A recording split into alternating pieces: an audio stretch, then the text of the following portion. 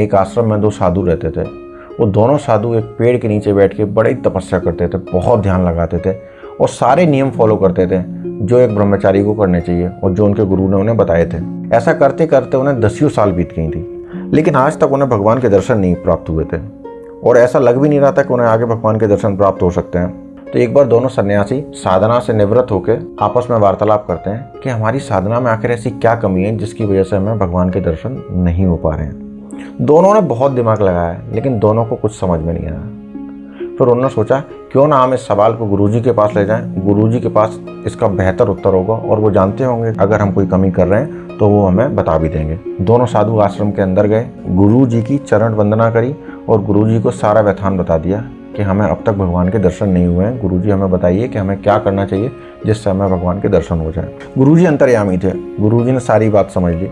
तो गुरुजी ने बोला तुम्हारी तपस्या में कोई कमी नहीं है, तुम्हारी नियत में भी कोई कमी नहीं है, लेकिन तुम्हें थोड़ा समय लगेगा। तो पहले शिष्य ने पूछा गुरुजी कितना समय लगेगा?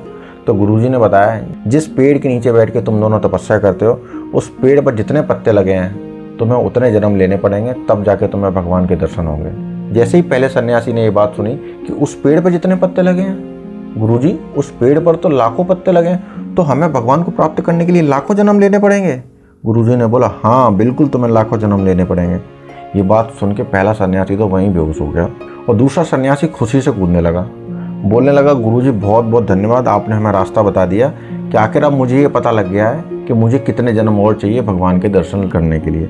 इतने सारे जन्म लेने के लिए भी मैं तैयार हूँ, लेकिन भगवान को प्राप्त करना ही मेरा आखिरी लक्ष्य है। हमें भी दूसरे सन्यासी की जैसी अपनी मानसिकता बनानी चाहिए, चाहे जितना समय लग जाए, लेकिन हम तब तक नहीं रुकेंगे जब तक हम अपना लक्ष्य प्राप्त ना कर लें। तब तक हमें ज़िंदगी में नहीं रुकना है। और जब हम ऐसी मेंटेलिटी से आगे बढ़ेंगे तो यार फिर हमें कौन रोक सकता है?